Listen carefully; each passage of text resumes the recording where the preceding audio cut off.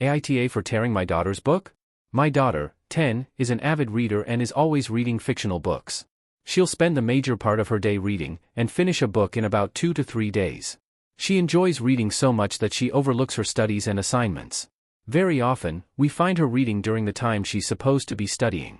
As an immigrant parent, we worked very hard, and to see her waste so much of her time in a good but ultimately useless hobby is frustrating, especially because she avoids her studies and reads instead. For the longest time, she had been asking for a particular book from Enid Blyton's famous 5 series. I refused to get her that book because I didn't think she deserved it after her bad behavior. Unfortunately, her aunt, my sister, got it for her a few days ago when she was visiting. I was not pleased, but I let it pass. In summer vacations, I have a clear routine for my daughter. She is to wake up early, at 7:30, not too early, practice music, play the piano, read some of the school syllabus in advance so that she is ahead of her classmates, and then write mathematical tables to improve her math skills. If she does this all back to back, she should be free by lunch. Then she can read or do whatever else she wants. I think as a parent, imbibing discipline is necessary, and this is a very efficient way to do that. Yesterday when I went off to work after waking her up, she didn't follow her schedule. The only thing she did was write the tables, because I can check that, and play the piano, because she likes to. Her mother reported that she spent the rest of the day reading her new book. Angry, I went up to her room and tore her new book to shreds and threw it in the trash as a way to punish her. She immediately started crying, and complained to her mother, who explained to her why the punishment was right. We all had dinner and I thought she had calmed down by the end of the night. However, next afternoon, I got an angry call from my sister, demanding why I had torn my daughter's book. Even though I explained the rules in my house, she said I was a horrible person for doing what I did and that my daughter is traumatized from it.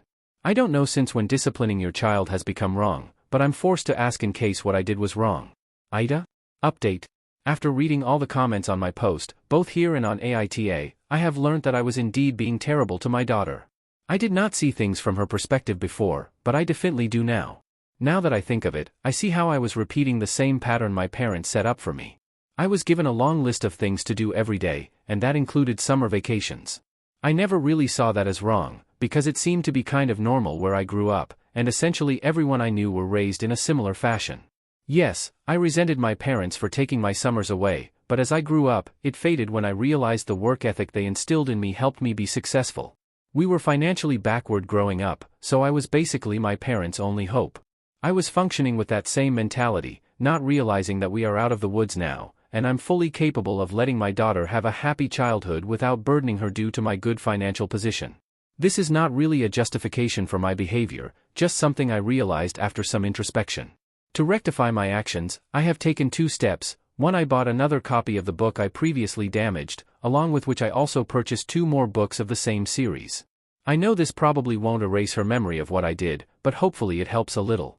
Secondly, I have decided to ease up on her summertime schedule to an extent. She only has to practice piano now, and read some of the syllabus in advance. What subject she chooses to read will be left up to her, and she only has to do this a couple times a week, whenever she wants to. Piano practice though, every day. I still believe some structure is needed, so I am keeping these chores on the list. However, I'll let her wake up as late as she wishes to and choose her own time to schedule her chores at. Lastly, thank you all for your insights. It was indeed an eye-opener, and I can only hope I can be a better father to her from now onwards.